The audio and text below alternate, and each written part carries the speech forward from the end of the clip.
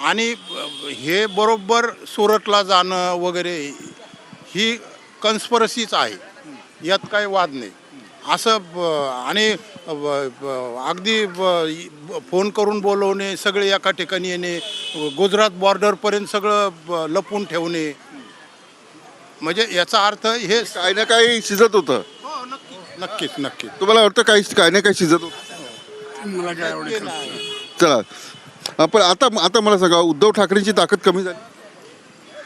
मुंबईमध्ये नाही, एकंदरीत मीडिया, प्रिंट मीडियामध्ये जे काही येतं किंवा तुमच्या इलेक्ट्रॉनिक मीडिया, तर उद्धव ठाकरेंची मुंबईमध्ये तरी स्थिती आहे तशी चांगली. आणि लोकांची काय झालं, थोडीशी सहानुभूती पण आहे त्यांच्याकडे, कारण की त्यांच्या बाबतीत जे घडलं, वाईटरित्या त्यांना पायउतार होण्यासाठी भाग पाडलं. गव्हर्नर असेल, स्पीकर असेल, ह्या सगळ्यांचं हे अधोरेखित सर्वोच्च न्यायालयाने पण केलं. त्यामुळं सामान्यांची सहानुभूती ठाकरे साहेबांकडेच आहे असं मला वाटतं. तुम्हाला काय वाटतं, काय सहानुभूती आहे उद्धव ठाकरे? हो आहे, हो हो. कोणाचा महापौर होणार? भाजपचा होणार की? म्हणून हे महाराष्ट्रामध्ये इथे लोक आम्ही आहोत. हां, आता आमचा केव्हा उठाव काढतील, काय करतील लोक, असे लोक. कोण काढेल तुमचा मराठी माणसाचा आवाज? कोण दाबेल? मग आता दाबतच निघालेला आहे सर. कोण दाबते? पण जेवढे चांगल्या चांगल्या संस्था आहेत ना, त्या मुंबई बाहेर चालल्या, म्हणजे याचा अर्थ काय आहे, मुंबईला कमकुवत करायचं. काय मोठाल्या त्या पण राष्ट्रीय पातळीवरच्या त्या बाहेर जाण्याचं काही कारणच नव्हतं ना. तर भाजप आणि शिंदे गटाला ते नक्कीच जड जाणार. चला, तुमचं नाव काय? अंकुश पाटील, पाटील साहेब, कुठलं गाव? राजापूर. या सगळ्या शिवडीमध्ये कोकणी माणूस जास्त आहे माणसं जास्त आहेत. हो, हो. आणि शिवसेनेला खूप प्रेम केलं पहिल्यापासून उद्धव ठाकरेंना यावेळेला अवघड आहे निवड? नाही अवघड नाही. जे लोकांच्या मनात बसलं आज, की उद्धव ठाकरे यांची जी आज म्हणजे त्यांना खाली उतरवलं गेलं, स्वतःहून त्यांनी राजीनामा दिला, ते सगळ्यांच्या मनात भिडलंय.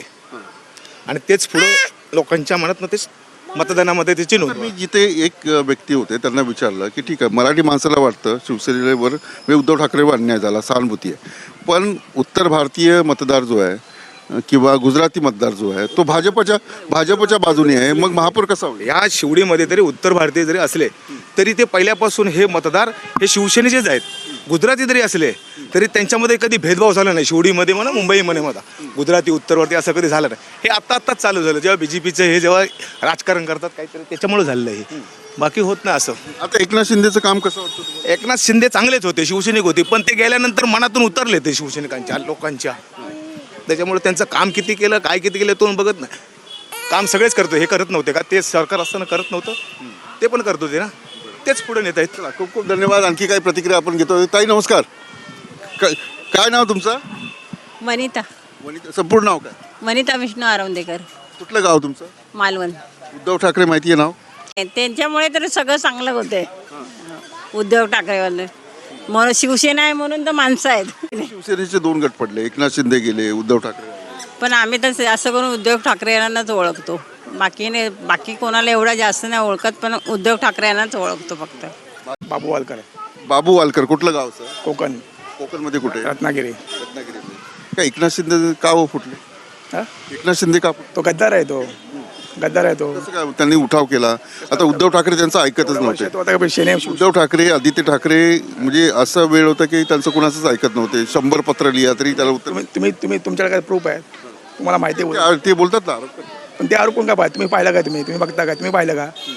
ते काय पण बोलतील ते बोललो. आपल्याला सबूत आहे काय? आपण स्वतः पाहिलं काय ते बोललो. ते बोलणारे काय पण बोलतील. ते वाईट झालं, शिवसेना फुटली. सुटलं ना, वाईट आहे ना त्यांचं बोललो. ते पण वाईट होणार. एकनाथ शिंदे पण फुटणार. एकनाथ शिंदे पण आता BJP त्याला यूज करते, तो पण संपणार. एकनाथ शिंदे पण संपणार. एकनाथ शिंदे, उद्धव साहेब होते म्हणून करोनामध्ये एवढं हँडल केलं उद्धव साहेबांनी बोललो. पूर्ण आपल्या जगामध्ये उद्धव साहेबांचं 5 वेळा नाव घेतलं, उद्धव साहेबांचं बोललो. त्यांनी म्हणजे जरी घरी असले तरी पण त्यांनी पूर्ण आपला महाराष्ट्र सांभाळला. तुमचं साहेब? भगवान सोनू सावळे. सावळे, कुठलं गाव तुमचं? मी पुण्याकडचा आहे सर.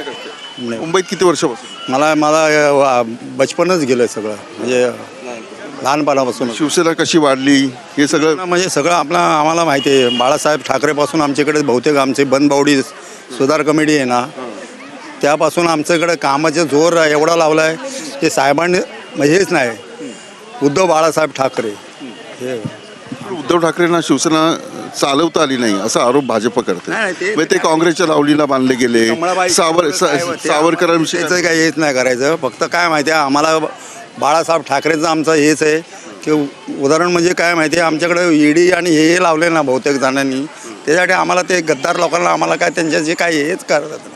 आणि इथं शिवडी भागामध्ये आमच्याकडं उद्धव बाळासाहेब ठाकरे हा शिवडी एरिया एकच पक्ष आहे आमचा बघ विश्वास आहे उद्धव ठाकरे जिंकणार 100% आम्ही मुंबईमध्ये. मुंबई महानगरपालिकेमध्ये शिवसेना एक नंबर आहे. उद्धव बाळासाहेब ठाकरेची शिवसेना एक नंबरने येणार बोललो. चला चला मुंबईमध्ये उद्धव ठाकरे यांची शिवसेना येणार. तुमचं नाव काय? निशांत मसूरकर. निशांतजी थांबा. आता मी मगाशी बोलवत होतो तुम्ही पळून चालला होता. 2 मिनटं थांबा. तुमचं नाव काय?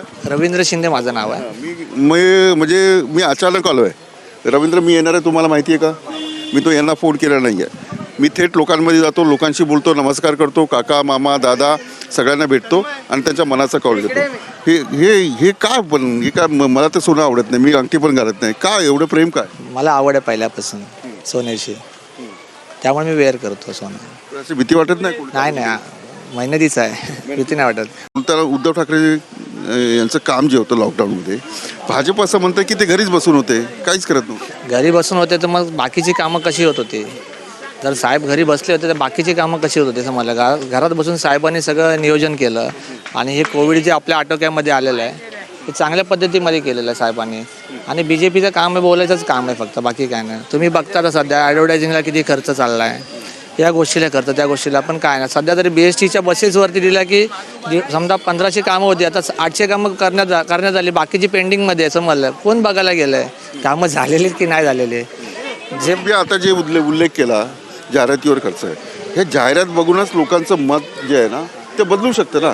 हां म्हणजे 2014ला काँग्रेसला करता आलं नाही. नरेंद्र मोदी आणि भाजपने मोठी जाहिरात केली, त्याचा फायदाही झाला. बरोबर. खुद्द माजी मुख्यमंत्री पृथ्वीराज चव्हाण यांनी आता तुम्ही बघा आत्ताच्या तारखेला जसं सरकार पडलं, एकनाथ शिंदे साहेबांचं सरकार आलं तर सध्या ॲडव्हर्टायझिंग जोरात चाललेलं आहे. त्याच्या पलीकडे काही गोष्टी होत नाही आहे. कारण कसं आहे BSTच्या बिलावरती देवेंद्र फडणवीस साहेब आणि एकनाथ शिंदे दोघांचे फोटो आहे, पण त्या टायमाला उद्धव साहेबांचे फोटो नव्हते. मला म्हणजे ॲडव्हर्टायझिंग करून लोकांच्या ठाकरेला मार्केटिंग करता येत नाही. नाही, मार्केटिंगचा विषय नाही आलेला आहे. साहेबांनी जो मराठी माणसांसाठी केलेला आहे प्रामाणिकपणे त्या गोष्टी केलेल्या आहे, बाकी काय नाही. तसं BJP सरकार काही करत नाही, फक्त दाखवताना गाजरं दाखवतात ते, बाकी त्याच्या पलीकडे काय दाखवू शकत नाही असं आहे. त्यामुळे आम्ही मान्य करतो. आणि सध्या तर शेवटी लालबाग हा परिसर सगळं शिवसेनेचा आहे. अनेक लोक शिवसेनेचे उद्धव ठाकरे गटाचे एकनाथ शिंदे गटात प्रवेश करतात, त्याचं नुकसान होईल. नुकसान होणार 100% होणार समजलं. उद्धव ठाकरेचं नुकसान होईल ना. नाही, साहेबांचं नुकसान नाही का होणार समजलं काय. साहेबांनी जे शिवसैनिक पेरलेलं आहे ना ते कधी पण उठून साहेबांसाठी तयार आहे, लक्षात घ्या समजलं का. मग साहेबांचं याच्यात काही नुकसान नाही. आणि जे येणाऱ्या निवडणुकांमध्ये समजेल BJP सरकारला की काय आणि काय नाही समजलं. कोण